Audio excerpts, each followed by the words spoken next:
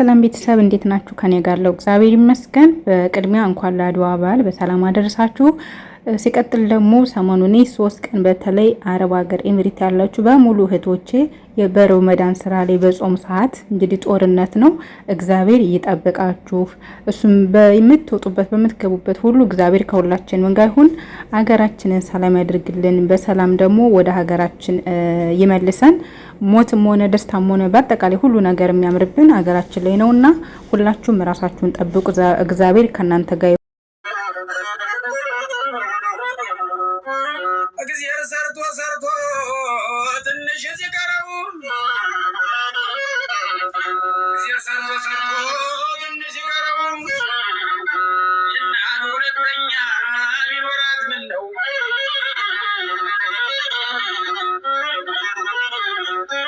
የእናት ሁለተኛ ቢኖራት ምን ነው የየደማ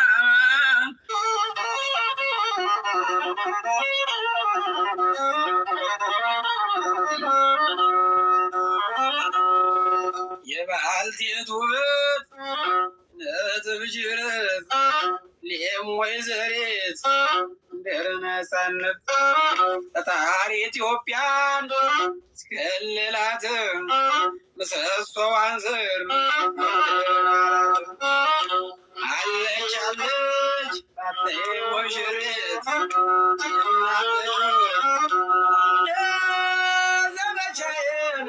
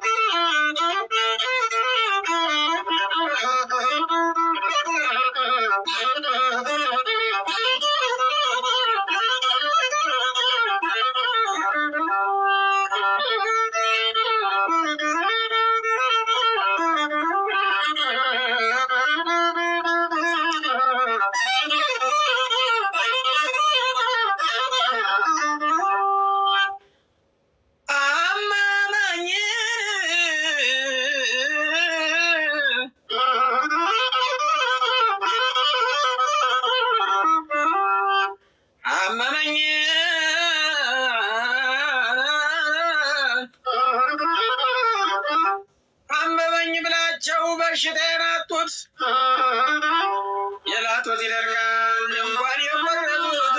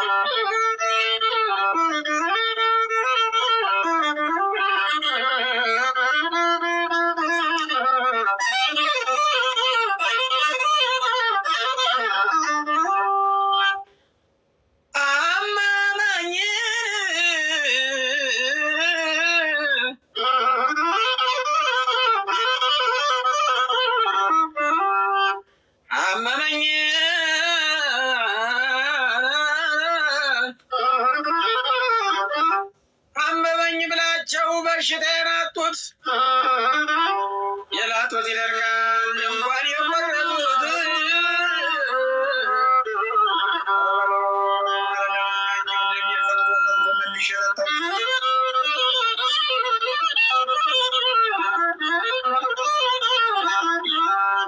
የዛሬው ቪዲዮ ይህን ይመስላል ቤተሰቦች። በሌላ ቪዲዮ እስከምንገናኝ በያላችሁበት ሰላማችሁ ይብዛልኝ። እግዚአብሔር ከእናንተ ጋር ይሁን። በዛ አጋጣሚ ይሄ ግርግር በሚፈጠር ሁሌም አሁን ይሄ ጦርነት ስለመጣ ሳይሆን ሌላ ጊዜም ግርግር ሲሆን አብዛኞቻችን ይሄ ወይ እዚህ ሱቅ እኮ ወይ እንዲህ ብለን ክልብ የምንለው ነገር አለ። ነገር የምናበዛ ልጆች አለን እና ምንም አይነት ነገር ቢያስፈልጋችሁም እንኳን ድሪቨሪ ደውላችሁ ማስመጣት እንጂ በፍጹም እዛው ደጃችሁ ላይ ራሱ ቢሆን ማለት ነው ምንም አይነት እቃ ወጣችሁ እንዳትገዙ። ለምን መሰላችሁ? ኦልሬዲ እዛ ሀገር ላይ ያለ ነው ለስራ ነው። የዛ ሀገር ዜጎች እስካልሆነ ድረስ የነሱ ጦስ ለኛም ይተርፈናል። ስለዚህ ራሳችሁን ጠብቁ በያላችሁበት። ይሄ ክፉ ቀን እስከሚያልፍ ወይም ደግሞ ሪፖርት እስከሚከፈት ድረስ ያው አሁን ሪፖርት ዝግ ነው፣ ግን ከተከፈተ በኋላ ተመሞት መሰንበት የሚባል ነገር አለ። ገብቷችኋል? ገንዘብ የሰው ልጅ በህይወት እስካለ ድረስ የሚመጣ የሚሄድ ነገር ስለሆነ መኖር ግን ትልቅ ነገር ነው ብዬ ነው የማስበው። እና እግዚአብሔር በሰላም ለእናት ሀገራችሁ ያብቃችሁ። ለምን ቆሎ ቁርጥመን አንኖርም? እግዚአብሔርን እንዴ በቂ እንቅልፍ ተኝታችሁ ምናምን ሰው እንደሚሆነው ሰው እንደሚኖረው ይኖራል። ስለዚህ ሪፖርት ተተከፈተላችሁ ያው ህጋዊ ኮንትራት ያልሆናችሁ ናችሁ ትንሽ የሚያስቸግረው። ለእናንተም እግዚአብሔር ይጠብቃችሁ። እግዚአብሔር ከሁላችሁም ጋር ይሁን።